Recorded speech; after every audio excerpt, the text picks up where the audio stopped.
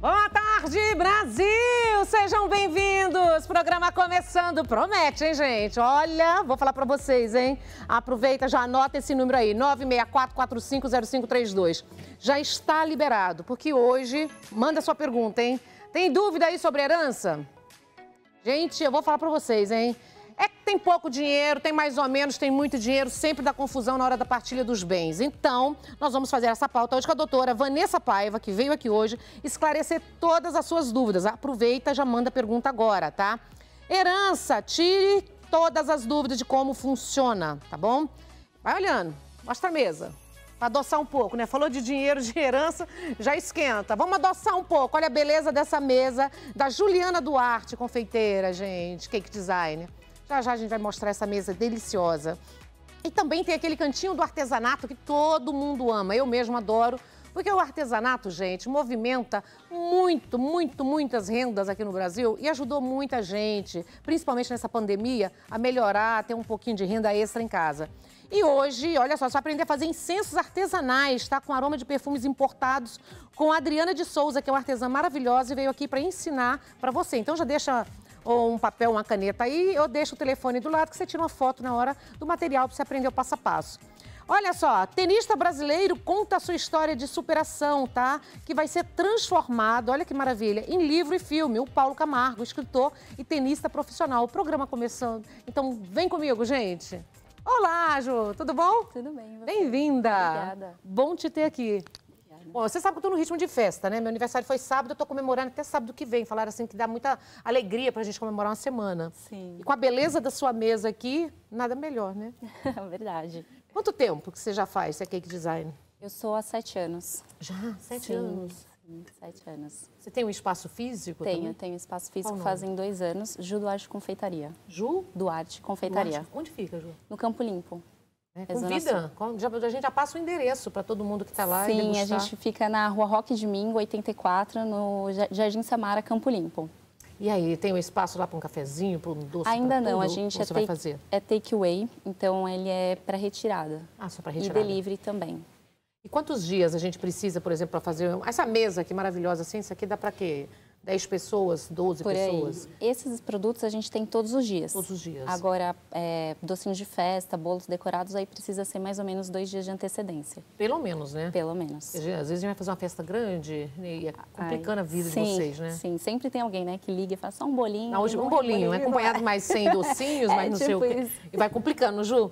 Ju, como é a primeira vez que você vem aqui, vou fazer assim, os meninos dos câmeras vão mostrando só a imagem do doce, do bolo, e você só descreva o que é para quem está em casa morrendo de curiosidade. Certo, esse é o nosso bolo de cenoura com cobertura de brigadeiro gourmet e os docinhos são de chocolate belga.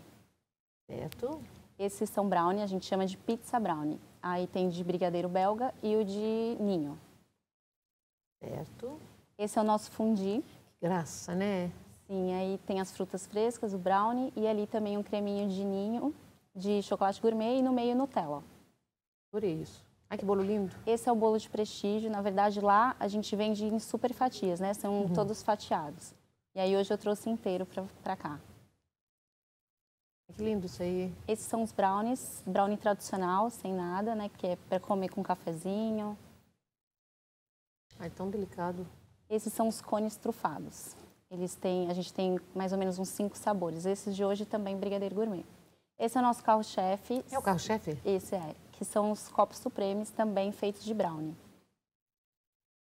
E esse também é a mesma taça. coisa do copo, porém na taça, que é mais para sobremesa, para o pessoal depois do almoço. A gente vende também muito no Natal, nas datas comemorativas. E é lindo, né? E fica uma mesa muito linda, fica colorida, linda e saborosa, né? Sim. Esse também ainda é o copo, mas aqui a gente tem vários sabores, né? Esse é todo de chocolate. Ai, que lindo isso aí. Tá lindo, hein? Essas são as coxinhas, né? De morango. E aí, sabor Ferrero Rocher, ninho com Nutella e chocolate belga. E esses são também muito famosos lá na nossa loja, que é o bolo gelado. E também tem 4 sabores. 4 sabores? Quais são? Eu só conheço de coco. É o coco, né? O mais famoso. Bem casado, chocolate e leite ninho. Nossa, leite ninho agora tá em tudo também, né, Ju? Tá em tudo. Todo mundo tá querendo ninho, né? Ninho em tudo. Gente, dá muito... Por exemplo, esse aqui, quantos dias na geladeira dura esses copinhos? Como tem morango fresco... Porque morango, o mais complicado de tudo aqui é o morango, né? Sim, sim. Vai soltando água, né? Que ele vai soltando água. Então, a gente pede o consumo imediato, no máximo, do dia seguinte, mas aí vai ter soltado um pouquinho de água. A gente tem a versão sem fruta, e aí esse dá para durar uns 4, 5 dias. 4, 5 dias. Isso, na geladeira. Certo. Aqui, do carro-chefe de todas essas delícias que estão na mesa aqui, o que as pessoas lá... Eu tenho só curiosidade mesmo para saber, a curiosidade do povo, né? O que a gente mais tem? Sai, assim, que o povo mais ama. Em primeiro lugar, os copos, né? Depois o bolo gelado e as coxinhas. São os que mais saem. Coxinha é bem gordo mesmo, né? A gente já vai o olho na coxinha, né? Olha o tamanho disso, gente. É chocolate até um morangão, né? Sim, isso mesmo. E dos sabores dessa coxinha aí, qual que mais sai? O de chocolate belga. O belga, né? O tradicional. Sim, o tradicional. E essa combinação é perfeita também, né? Morango com azedinho, com chocolate. E o ninho com Nutella, né? Que todo mundo hoje quer. Ficou mania, né, gente? Na minha época é só bolinha de leite ninho. Umas bolinhas duras no dia seguinte, quando errava a mão, né? Sim, sim. Agora só ninho pra tudo. Tudo é chique agora ninho. Podem falar ninho, né? Que não é seu patrocinador. É seu patrocinador? Não. É seu parceiro? Leite em pó. Leite em pó. Os doces dela com leite em pó. Na hora que você virar patrocinador dela, parceiro dela, aí a gente fala que é ninho. Verdade. Não é verdade? É verdade. Tem parceiros lá? Não, ainda não. Fechou uma parceria, né? Sim. Aí a gente divulga os parceiros, né? É verdade. Ô, Ju, qual que é a rede social? Como que as pessoas te conhecem e fazem pedidos? É o @. Esse ali? Isso, esse mesmo. @Gil Duarte Confeitaria. Gil Duarte Confeitaria. Olha aí, gente, essa casquinha aí também. É um conezinho, é tudo, hein? Sim. Olha os bolos, que lindo. Ai, amei esse aí. Olha. Acho que eu tô ficando infantil. Meu gosto, vocês viram? Fofinho. Olha que lindo. Que lindo, Ju. Obrigada. Obrigada, viu? Adorei. Parabéns. Tem algum telefone que você queira deixar? Sim, o nosso WhatsApp é o 11 94201 6519. Devagar, novamente. 94201 6519. Lembrando que para festas, para 50 pessoas, assim, nessa quantidade, pelo menos uma semaninha antes, É melhor. Uhum. E quando pouca coisa, dá para ser 2 dias. Isso. Quer lá experimentar, pedir uma fatia ou levar um bolo inteiro, o bolo tem lá na hora mesmo, né? Endereço? Rua Roque de Mingo, 84, no Campo Limpo. Perto de onde lá? Tem alguma referência ou todo mundo lá conhece? Próximo do Terminal Campo Limpo. Ixi, é lotado, hein? Tem noção quantos doces mais ou menos sai por dia lá? Olha... É doce. É doce, é bastante. Muito, né? Uhum. Campo Limpo, adoro todo mundo de Campo Limpo. Um beijo para vocês, viu? Quem não conhece, aproveita, vai lá conhecer e degustar, viu? Parabéns, maravilhosa. Seja bem-vinda, viu? Muito obrigada. Venha mais vezes. Com certeza. Foi muito difícil para você? Um pouquinho no começo, agora já estou melhor. Quer degustar algum docinho para acalmar? Pode ser, né? Então fica à vontade, tá bom? Obrigada. Vamos falar de herança ali? Vamos. Aí você vai ficar séria já já, você vai ver como funciona, viu? Tá ótimo. Ô, coisa que dá confusão, né? Vem comigo. Muito. Vem comigo, Brasil! Vamos lá! Depois eu volto para essa mesa, tá? Vem comigo, 964-450532. Vamos falar de um assunto agora que deixa todo mundo... Oh, meu Deus, acaba a amizade, dá briga em família. Doutora Vanessa Paiva, seja muito bem-vinda. Tudo bom, maravilhosa? Obrigada, Nani. Um prazer estar aqui com você. Obrigada. Quero que você volta mais vezes, tá? Eu acho que a área de Voltarei. família, assim, área de herança, família, a gente sempre tem que ter um advogado, sempre para vir uma vez por mês, esclarecer outros assuntos. É verdade, é verdade. Doutora, vamos lá. Você sabe que eu já vou liberar as perguntas para quem está em casa tendo dúvida. Gente, tem dúvida sobre herança? Quer esclarecer? Porque eu acho que, assim, a gente pode deixar tudo mais organizado. Essa mania de achar que a gente é eterno, tem que tirar isso de lado, tá? Todo mundo um dia vai morrer, é a única coisa certa na vida. Então, para não dar aquela confusão, aquele caos, a gente vai entender quando acontece. Mas, igual nos outros países, eles já programam, deixam tudo mais ou menos engatilhado, não é isso? Brasil deixa muito para depois, né? A gente não tem um esquema preventivo. Mas muitas pessoas hoje já estão fazendo um planejamento sucessório, que é o ideal para não dar aquelas brigas que sempre dá. Quando... Anos e anos, né? Anos e anos, patrimônio parado, sabe? Com depreciação. E aí, quando vai efetivamente vender, imagina, tem carro, eu tenho no meu escritório inventários que o carro é de 87. Então, quando for vender, já não vai ter valor. Só para colecionador. Só para colecionador. Doutora, eu vou fazer as perguntas básicas que a gente tem aqui para você explicando e o que você quiser falar também, adentrar no assunto, tá? Olha só, para você conhecer um pouquinho sobre ela, tá, gente? Ó, advogada de família, mestre em Direito, professora de Direito de Família e Processo Civil, especialista em Processo Civil e autora de obras jurídicas, tá? Então, ela entende tudo. Aproveita, manda sua pergunta agora. Vamos lá, doutora, o que é a herança e quem tem os direitos diretos à herança? Tá. Herança é a totalidade dos bens e das dívidas que o falecido deixa. Bens e dívidas, né? Tá. Exatamente. E aí a gente tem aí os herdeiros necessários, que a gente chama, que são descendentes, ascendentes e cônjuge. Então, os filhos, os pais e o cônjuge ou companheiro. Porque hoje o STF já reconheceu que mesmo quem vive em união estável tem os mesmos direitos de quem é casado em cartório, tem tudo reconhecido. E dá muita confusão. E se você, por exemplo, tem união estável e a pessoa não foi casado no passado, mas não separou, não fez no papel, não oficializou? Como que fica isso na hora da herança? É que a partir da separação de fato, há mais de 2 anos, aquele cônjuge, mesmo que não tenha oficializado isso, ele já não é mais herdeiro. E quem tem a união estável que não é reconhecida, porque a união estável, Nani, eu posso reconhecer ela em cartório e aí eu dou para ela todos os efeitos do casamento, eu escolho até o regime de bem, pode ser separação total, comunhão parcial. Agora, se eu tenho isso registrado, é muito mais fácil. Se eu não tenho, eu preciso abrir o inventário, que eu tenho um prazo para abrir o inventário, para não correr multa. Qual é o prazo? 60 dias. A partir de 60 dias já começa a correr multa. E aí, no juízo da família, em outro juízo, eu preciso reconhecer essa união estável pós-morte. Então, eu preciso reconhecer que essa pessoa viveu em união estável com o falecido para que ela possa integrar como herdeira a questão sucessória ali do espólio. E como que entra nessa fatia quando entra? Qual o percentual? Isso é dividido, é meieiro, não é meieiro? Excelente. A gente tem o meieiro e a gente tem a partilha. Uhum. O meieiro é quando, por exemplo, você é casada, você e seu marido adquirem um bem juntos e aí por exemplo, seu regime de bens é comunhão parcial ou então você coloca metade daquele patrimônio no seu nome. Então, aquela metade, ela não pode entrar no inventário, ela não vai ser inventariada para partilhar posteriormente. Então, o meieiro, a sua meação é excluída da herança. E aí você entra como herdeiro. Entra como um cônjuge, né? Então, o meieiro é o cônjuge, né? Exato. É o marido ou a esposa? Exatamente. Vale também para a união estável? Vale para a união estável. Só que aí, vamos lembrar, tem que reconhecer essa união estável. Uma vez reconhecida e provada, isso, meieira. Vale. E aí os 50% que sobra da partilha é dividido em direitos iguais para todos os filhos. Para todos os filhos, exatamente. Certo, vamos lá, passo a passo. Como e quem é obrigado e quem pode abrir o inventário? Tá, o inventariante, a gente tem uma ordem também que vai ser preferencial, mas não necessariamente a gente precisa seguir, tá? Então, sempre o cônjuge vai ser o inventariante. O inventariante, ele tem atribuições, obrigações com a herança. Então, ele tem que cuidar, preservar, pagar os impostos, manter aquele bem em condições para que, posteriormente, ele seja partilhado e haja um valor ali para ser atribuído ao bem.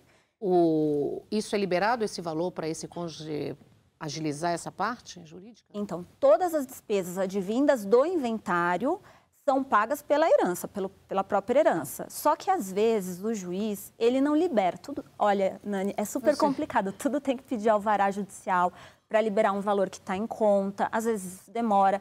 E aí, quem despende esse dinheiro, por exemplo, eu tenho que pagar um imposto, porque se eu não pagar, vai correr juros, multa e tudo mais. Eu pago esse imposto, apresento a prestação de contas e peço para que esse valor seja adiantado já para o inventariante. Ninguém pode ter nenhum tipo de dívida com o inventário. O inventário tem que ser pago com a própria herança. E é caro, né? É caro, né? Para manter isso, né? Qual o prazo para iniciar o inventário? Então, o prazo para iniciar são de 60 dias para não incorrer em multa. Por isso que às vezes a gente está num velório... Pouco, hein? 60 dias, hein? E a gente que é advogado, a gente fala assim, olha, não é querendo pensar já nesse lado, mas... Não esquece de abrir o inventário. É para não correr multa, né? Cada estado tem, né? A multa é cobrada de acordo com cada estado. E é muito ruim pagar, porque fica pesando a mais, já tem. É difícil, ITCMD, né? Para pagar. Já tem os honorários do advogado, já tem as custas judiciais. Ainda uma multa, às vezes, fica pesado. É mais puxado ainda, né? Tem algum custo para esse inventário? Tem. A gente tem, cada estado vai deliberando sobre a sua taxa, né? Porque é o ITCMD. Então, aqui em São Paulo, o ITCMD está em 4%. Tem estado que é 8%. Nossa, tudo isso? Estado que é menos. É. Quase um sócio, né? Quase um sócio, quase um sócio. Gente, complicado, hein? Quem paga as despesas do inventário? Aí você já explicou que é... Que é a própria herança. A herança mesmo que paga, né? Inclusive, quando o falecido deixa muitas dívidas... E aí as dívidas? Quando os credores, eles, ao saber, né, dessa abertura do inventário, eles se habilitam. Por quê? Porque esses créditos, antes de dividir o patrimônio, tem que pagar os credores. Então, esse crédito é pago até com uma certa preferência e o que sobrar é partilhado. E aí, se tiver mais dívida do que bens, não vai ter partilha de nada, porque as dívidas têm que ser saldadas. As dívidas têm que ser saldadas. E se, por exemplo, a pessoa pode... se eu doei, por exemplo, para você um apartamento, né, que é um filho, ou para a esposa uma casa, aí vem a óbito, esses bens são confiscados depois ou não? Esses bens são tidos como adiantamento de herança. Então, Mas aí se tiver dívida, que eu quero entender. Não. Não pode mexer. Em tese, não. Acontece que se eu tenho 3 filhos e eu dou para um e eu não dou para os outros 3 na mesma proporção, esse um filho, na hora da partilha, ele tem que ter reduzida a cota parte dele, o quinhão dele. Sim. Tudo tem que ser equivalente, o mesmo valor, né? Tudo tem que ser então, equivalente. Não adianta nada de achar que vai beneficiar um filho, porque eu gosto mais, tenho mais preferência por um filho, na hora que o outro filho reclamar. Isso acontece muito. O problema é a gente conseguir provar, porque às vezes essas transações são em dinheiro, coisas que não são rastreáveis. Jeito, né? E a gente não consegue comprovar. Agora, se é transação via banco, a gente consegue pedir a quebra de sigilo anterior mesmo, para poder comprovar que, olha, mas ele repassou, sei lá, 300 mil para esse filho. E não é justo, porque isso é como se fosse um adiantamento. Adiantamento de partilha, né? Eu tenho uma amiga que a mãe dela faleceu. Eles tinham uma casinha lá na Bahia, bem simples, mas aí tem 4 herdeiras, 2 irmãs e 2 irmãos. Uma faleceu. Aí agora tem uma sobrinha, eu quero saber quem tem direito a essa herança. Quando morre, a gente sabe que os filhos podem ficar, né? Isso. Se a herdeira faleceu, os filhos podem brigar, né? Ou ter o direito, né, da discussão judicial para ter a parte dos bens da mãe, da falecida. Mas e sobrinho? Entra também querendo? Porque tem a ex-mulher de um sobrinho que está querendo a herança. Como é que fica isso? É assim, né? Quando não existem nem descendentes, nem ascendentes, nem cônjuge, a gente vai para os parentes colaterais. E os colaterais são os tios, os sobrinhos e primo até 1º grau. Isso quando não tem os herdeiros diretos, que são a esposa, filhos, não é? Exatamente. Mas tem, no caso, quando tem. Se tem, esses outros herdeiros não fazem parte. Eles não vão ter direito à herança. Não adianta. Não adianta? Não adianta. E quem está morando, por exemplo, se a pessoa veio a falecer e tem um familiar morando naquele imóvel e não quer sair, o que acontece, doutora? Então, primeiro que a gente entra com arbitramento de aluguel, porque ele tem que pagar aluguel para os herdeiros. Então, se são 5 herdeiros, a gente pega aquele valor e divide por 5. A gente entra com arbitramento de aluguéis. Aquele bem, enquanto ele não sai ali o inventário ele é justamente para dar uma legalidade para aquele bem, para que ele possa ser vendido, ser alugado e tudo mais. E aí a gente pede para que, ou se algum dos herdeiros já moraram lá, já tiveram a posse, a gente pede a reintegração de posse. Agora, se ninguém nunca teve a posse, a gente entra com um pedido de imissão na posse, que é para que aqueles herdeiros possam ter a posse. Entra com uma ordem de despejo. Nada é rápido no judiciário, Nani, infelizmente. A ordem de despejo hoje, quanto tempo é, hein? Então, quando tem criança no imóvel, demora. Quando tem animais, tem que chamar a zoonose para retirar.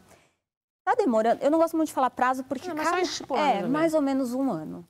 Até que você entre com a ação, sai ali o mandado para poder retirar o alvará de despejo, para poder retirar as pessoas. Se tiver criança, é difícil também, porque você não pode tirar uma família, porque o despejo, não sei se você já presenciou, mas vai polícia, arromba o lugar, retira os móveis, vai para um depósito. Já vi colocando na rua. Doutor, qual o conselho que você dá para as pessoas todas? E se a pessoa, por exemplo, não tiver herdeiros, para onde vai esses bens? É o que a gente chama de herança jacente, né? Vai para o poder público, exatamente. Fica para o governo, fica para o Estado. E quando um sobrinho cuida daquelas tias, né, essas tias avós, e quando ele cuida na velhice todinha, né? Tem um sobrinho.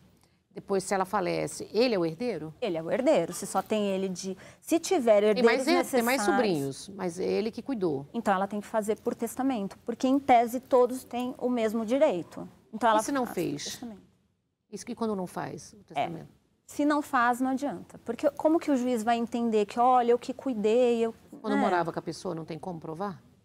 É difícil, viu? Eu nunca vi, porque se não for por testamento é muito mais simples, né? Você pode fazer por instrumento particular. Às vezes as pessoas de idade geralmente não faz, né? Agora que está mudando um pouco isso no Brasil, né? E pergunta para você. Vamos lá, João Borges. Minha pergunta é, como partilhar uma casa, dividir entre 8 do mesmo pai e mãe? Porém, a mãe teve 2 filhos do primeiro casamento. A parte que ficará com esses 2 filhos... Tem que saber quem que faleceu, se foi a mãe ou se foi o pai, porque a mãe... Partilhar uma casa dividida entre 8 filhos do mesmo pai. A mãe, pelo que eu entendi, tem 10 filhos, 8 do mesmo pai. Sim, mas vem lá, vamos lá. Mas tem 2 filhos antes desse casamento. Mas se o bem foi constituído neste casamento, esses filhos não têm nada. Tem direito à parte dela. Tem direito à parte dela, dos 50% dela, de 50% dividido entre 8 mais 2, 10. É dividir 50% por 10. Exatamente. É isso? Menina, rapaz. Essa é a conta. Difícil, hein? A briga, o negócio é... Quando eu tô falando que o negócio, quando parte para...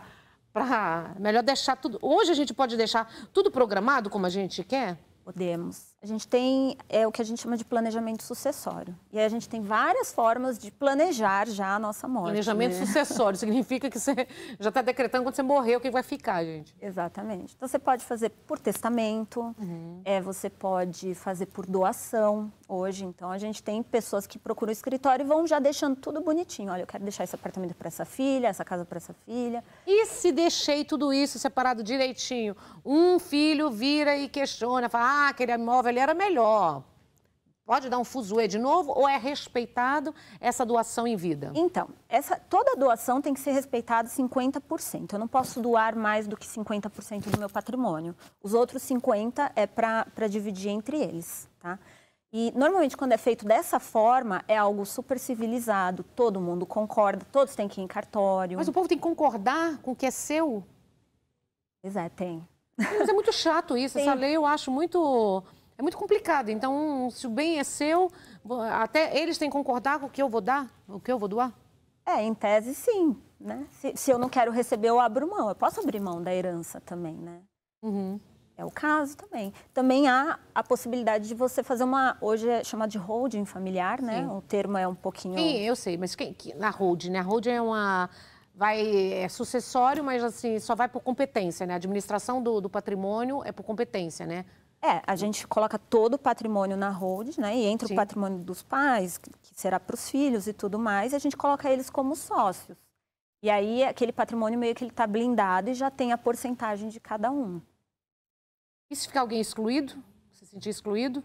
Aí vai reivindicar uma união os instável pode entrar também, requerer para entrar na holding?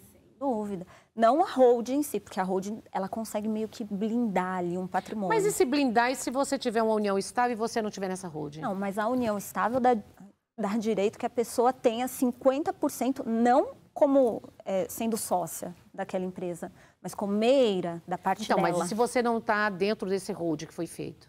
Então, você entra como meia. Tudo que você não está...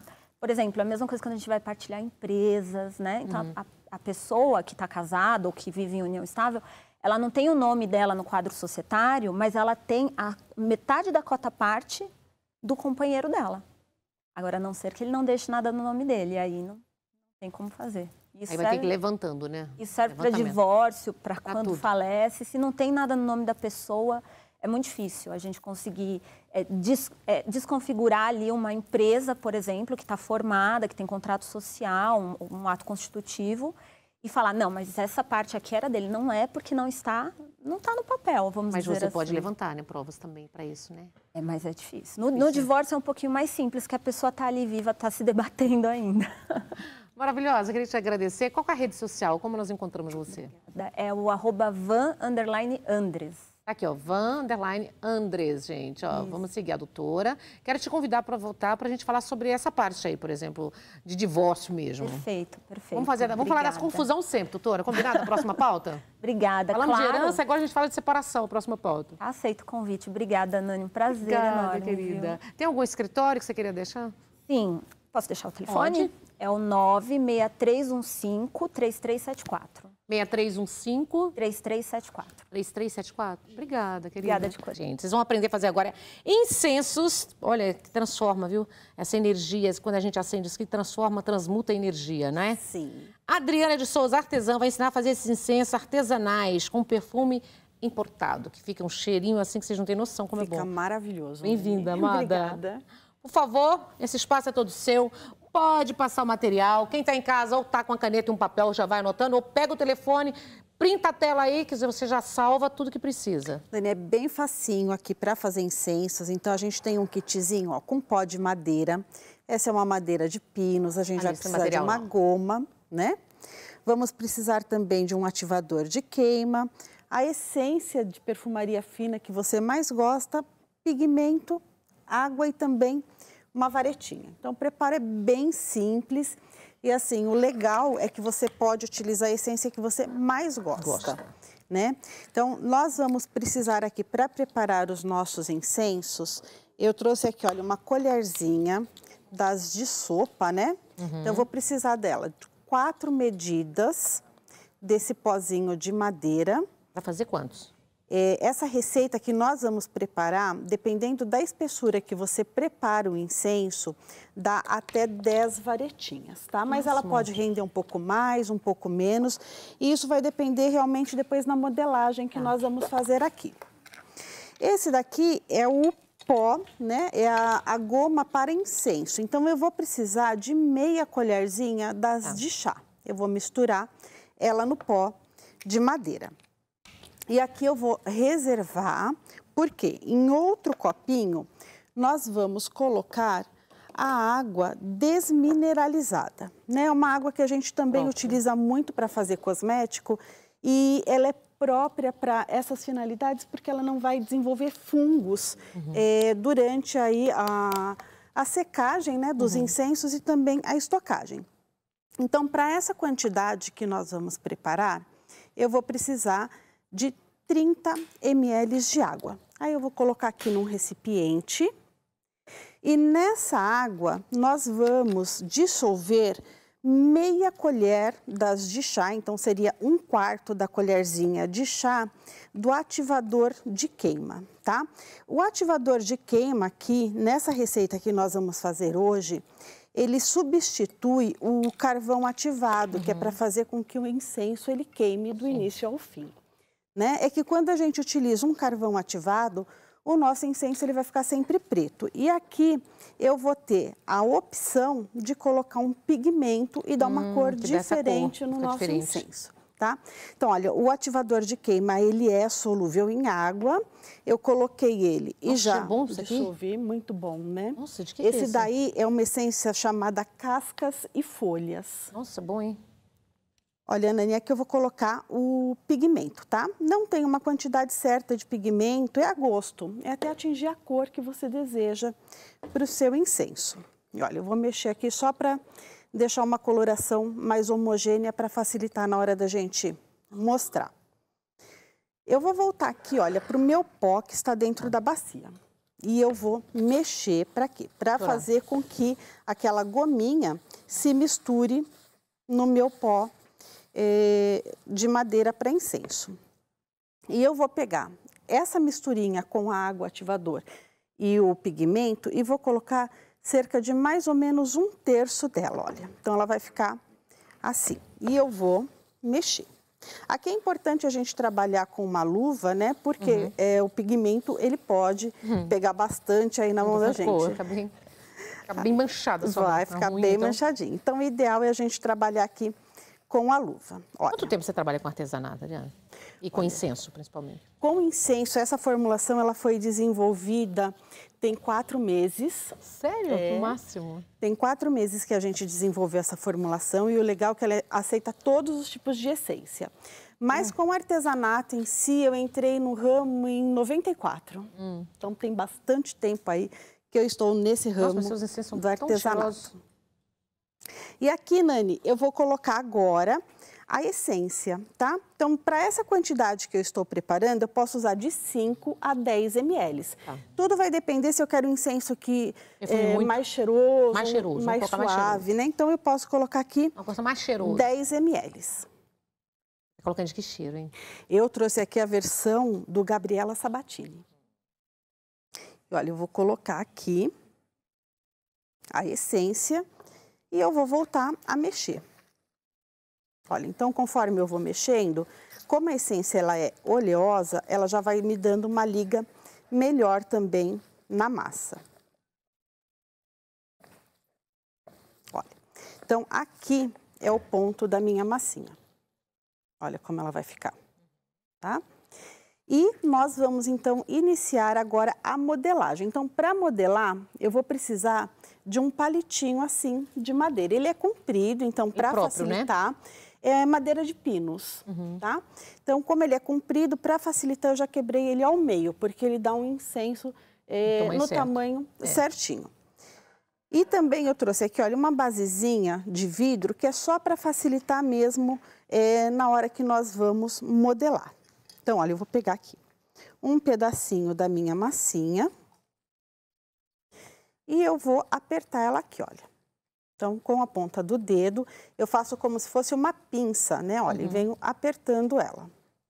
E é nesse momento que eu vou definir também a espessura do meu incenso.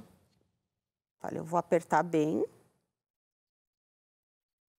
E aqui, olha, eu já vou colocar a madeirinha.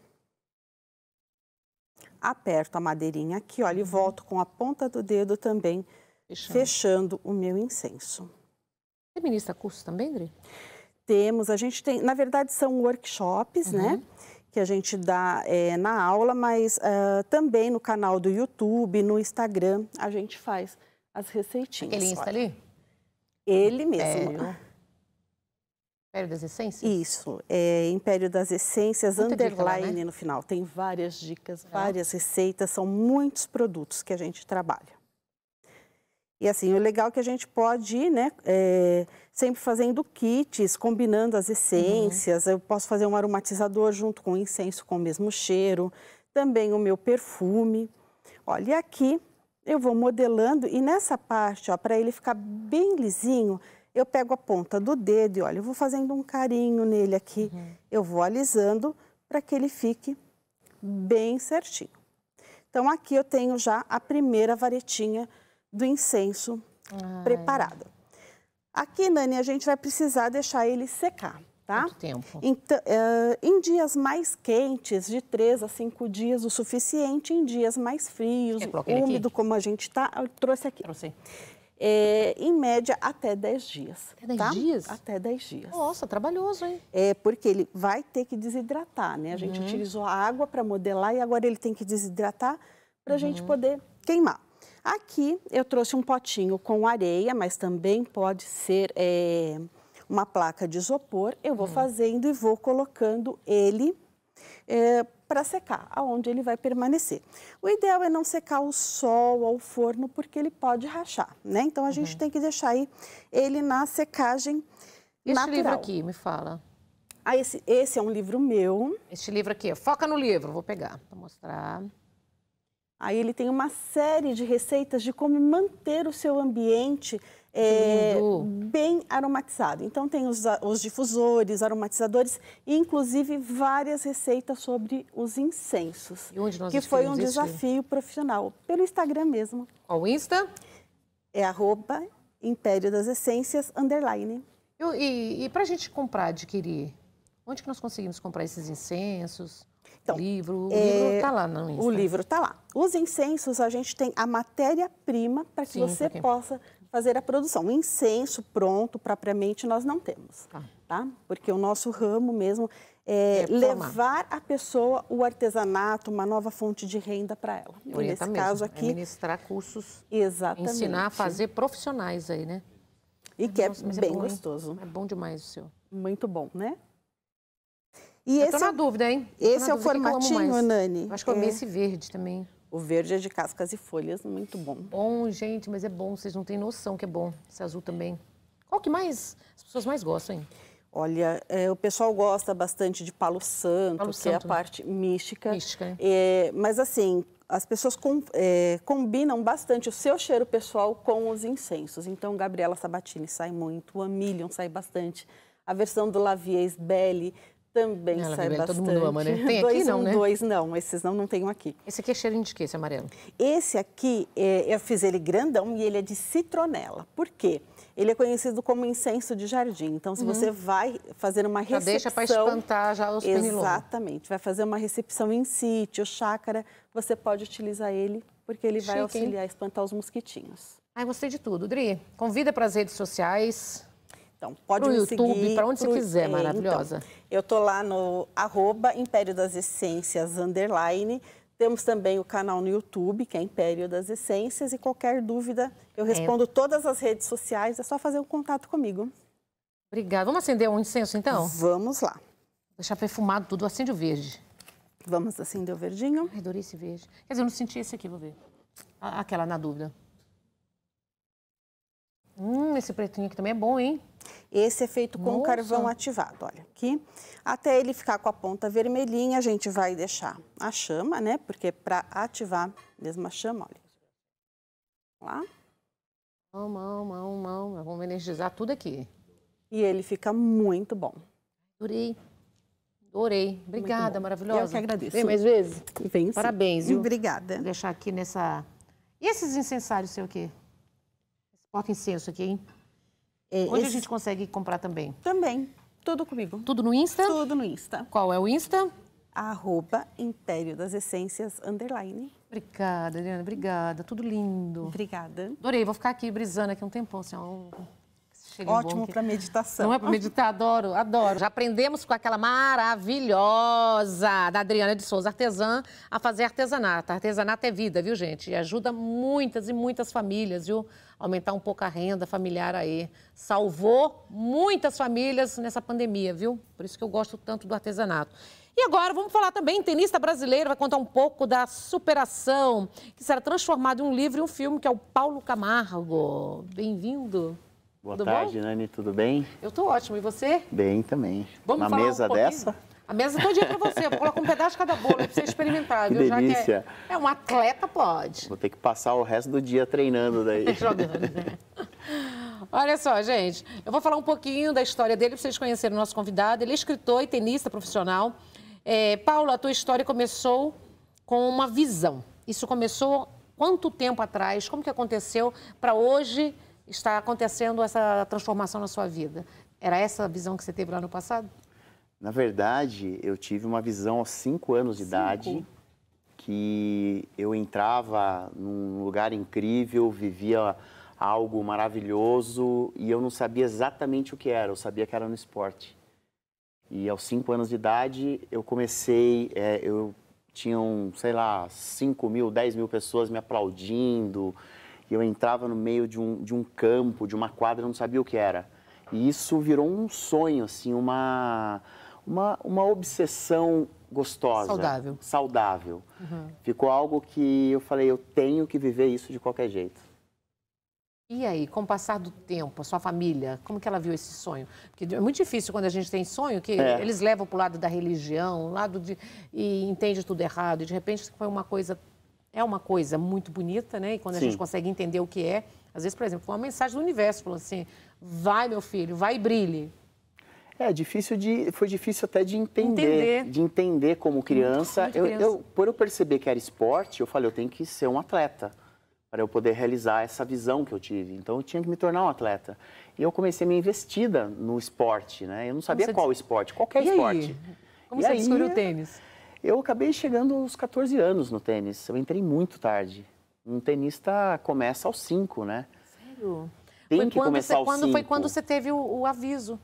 Foi quando eu tive. Era ali que você tinha que ter começado, Eu tinha que ter começado, na verdade, muito cedo. Então, o fato de eu querer começar aos 14 tornava praticamente impossível realizar esse sonho.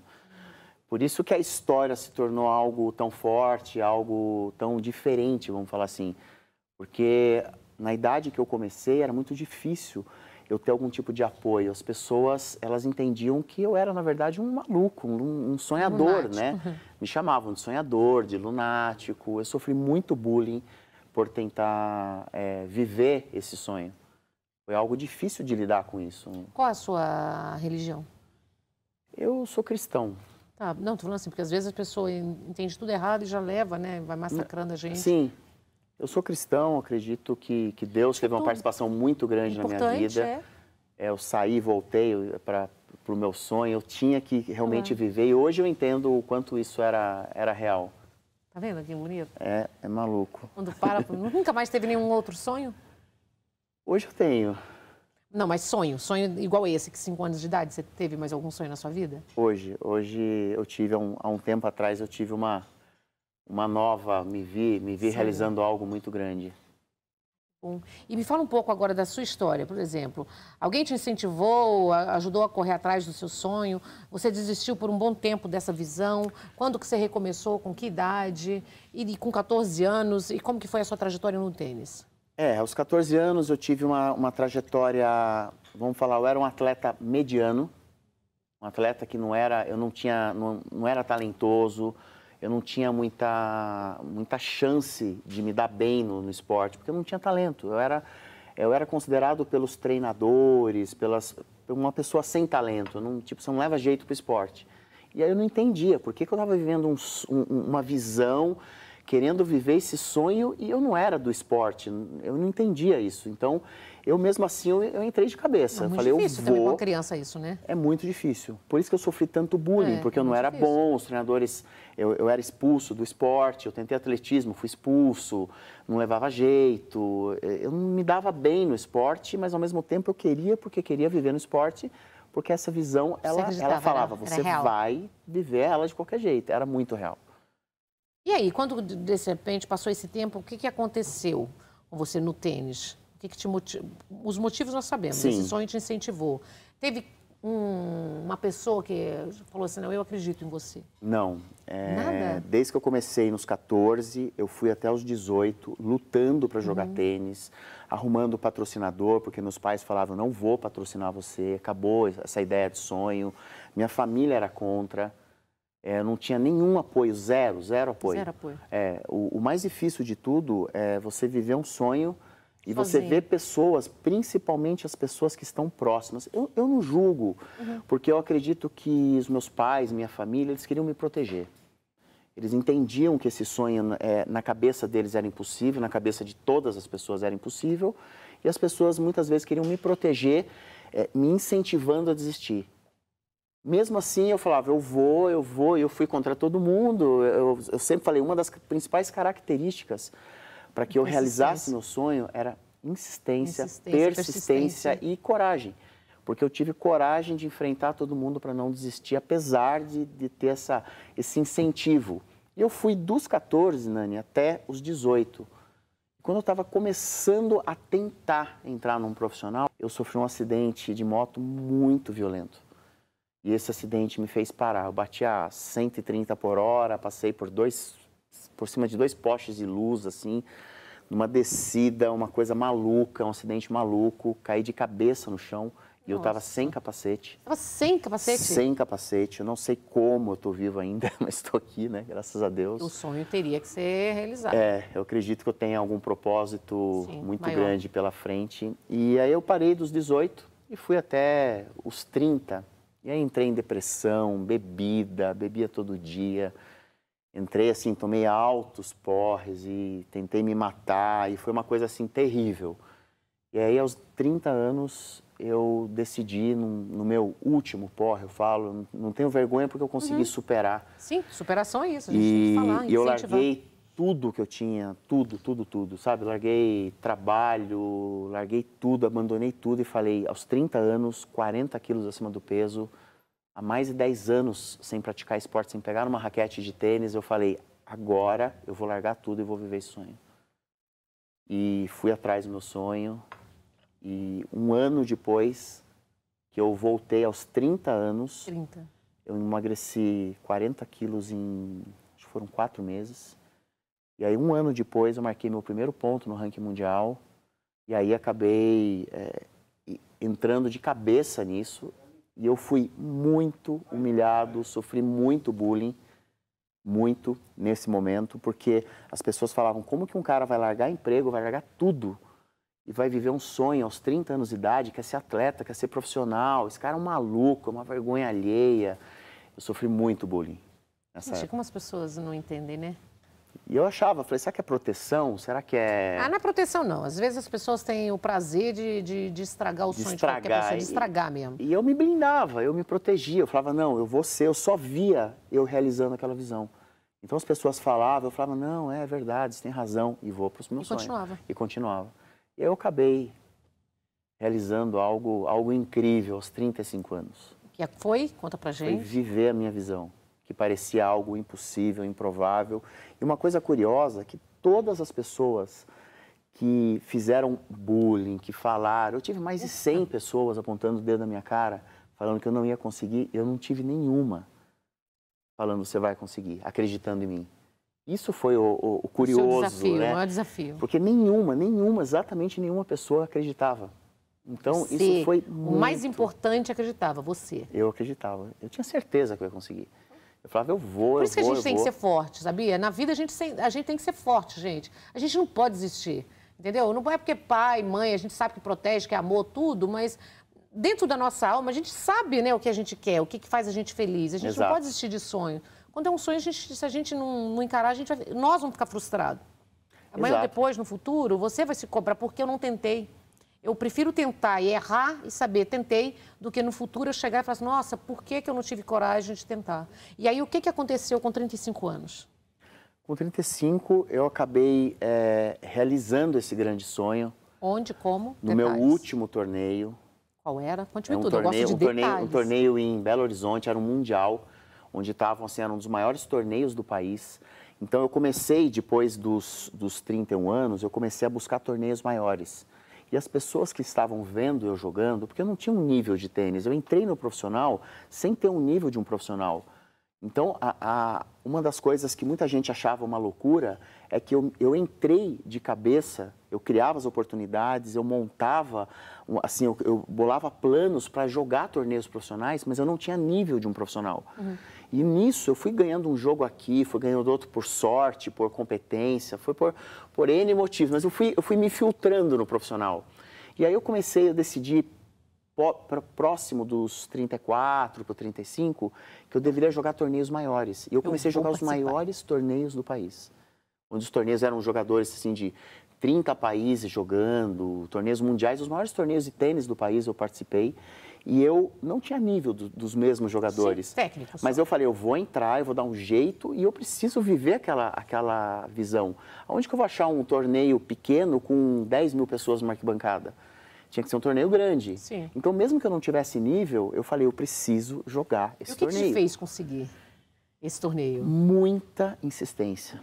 Eu fui persistente e eu fui insistente. Eu sempre falo, persistente é você seguir naquele caminho e não desistir. E insistente é você aceitar humilhação, você aceitar não, você ver pessoas debochando de você, mas você ir até conseguir. É você ficar batendo, indo. Eu apontava no dedo na cara do dono do torneio, do maior torneio do país, assim, falava assim, você vai deixar eu jogar seu torneio. Ele falava, não vou, você não joga meu torneio, você é muito fraco no meu torneio. Eu falava, eu vou jogar seu torneio. Ele falava, não vai. Eu falava, eu vou. Ele falava, você tá louco, o torneio é meu, eu tô falando que você não vai. Eu falava, eu vou jogar. O que você precisa? Eu te arrumo patrocínio, eu faço o que precisar e eu vou jogar teu torneio. E o cara... Tá bom, então me arruma um patrocínio que você joga.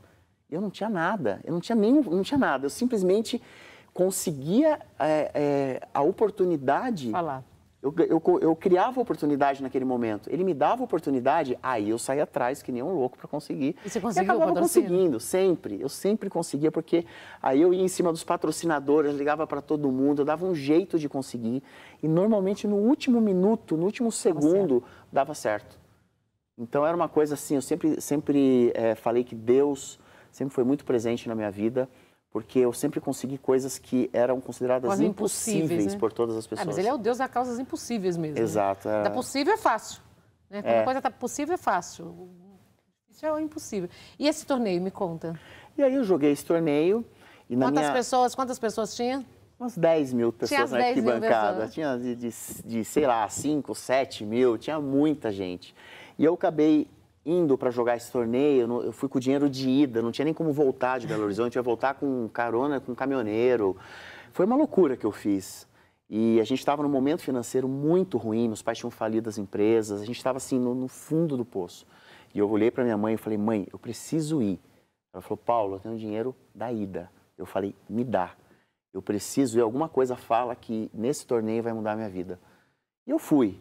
Eu fui com o dinheiro de ida, falei, jogo segunda, perco, provavelmente porque o torneio era muito grande, e vou embora. Mas eu sabia que alguma coisa podia acontecer. Acabei ganhando segunda, ganhando quarta, ganhando sexta, e fui fazer uma semifinal era um torneio de dupla, eu sempre joguei dupla, que era o meu sonho, e eu acabei jogando contra uma dupla 10 do mundo, numa quadra com 7, 10 mil pessoas, e eu entrava, para eu realizar meu sonho, eu tinha que entrar sozinho numa quadra. E na quadra de tênis isso não é possível, você sempre entra com todos.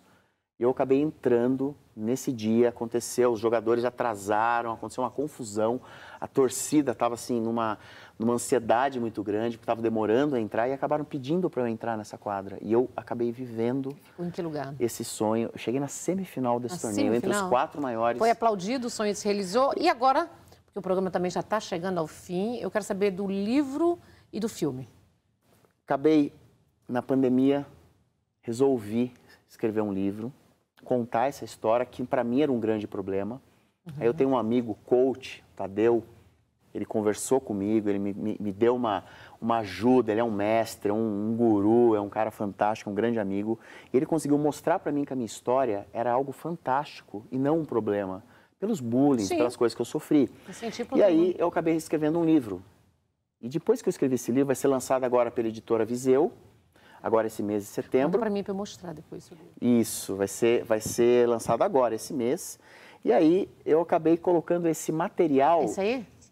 Essa é a capa do livro que a agência Mescla fez pra gente aí, o Denis, que é meu empresário. Onde eu seria, ficou linda a capa, né? Linda, linda, linda. E que vai virar um filme. E essa história eu coloquei na mão de algumas pessoas, que eu acabei colocando o rascunho do livro na mão das pessoas certas. Corri atrás e fui. E agora vai virar uma super produção pela Fábrica Filmes, que é uma das maiores produtoras do país, está entre as 3 maiores do país. Com um grande elenco, vai ser uma super produção, vai ser um dos maiores filmes aí do cinema brasileiro. Parabéns. Vai ser lançado ano que vem. Aí você vem aqui pra gente contar tudo. Com certeza. Instagram, João Borges. Queria muito te agradecer, viu? Eu que agradeço. Obrigada, viu? Parabéns, viu? Eu que agradeço.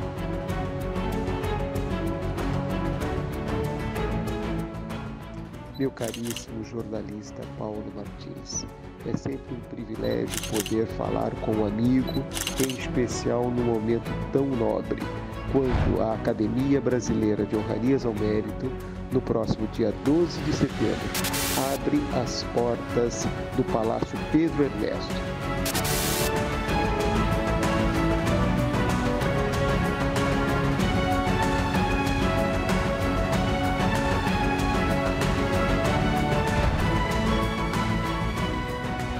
Nós possamos celebrar aos 120 anos do presidente Juscelino Kubitschek. E nesta ocasião estaremos homenageando os principais destaques do empreendedorismo brasileiro. E é com muita honra, com muito orgulho, que comunico que o Conselho Nacional de Honrarias ao Mérito da nossa academia elegeu como comunicador do ano o empresário do setor de comunicador do ano, o Dr. Marcos Tolentino. Eles, sem falar nada, vão à sua residência, desligam o sinal com o sinal externo na sua casa. Aí você perde imediatamente 12, 15, 18 canais abertos. E você nunca autorizou isso. Homem do ano na comunicação brasileira. Para nós é motivo de honra e orgulho poder entregar-lhe a mais alta condecoração da sociedade brasileira, a Cruz do Mérito do Empreendedor Juscelino Kubitschek, no grau cavalheiresco de Comendador. Palácio Pedro Ernesto, 12 de setembro, segunda-feira. O homem da comunicação é Marcos Tolentino. Os músicos, os artistas, as grandes personalidades que passaram pela nossa casa aqui ou que estão sediadas e contribuíram para a sociedade fluminense foram homenageadas.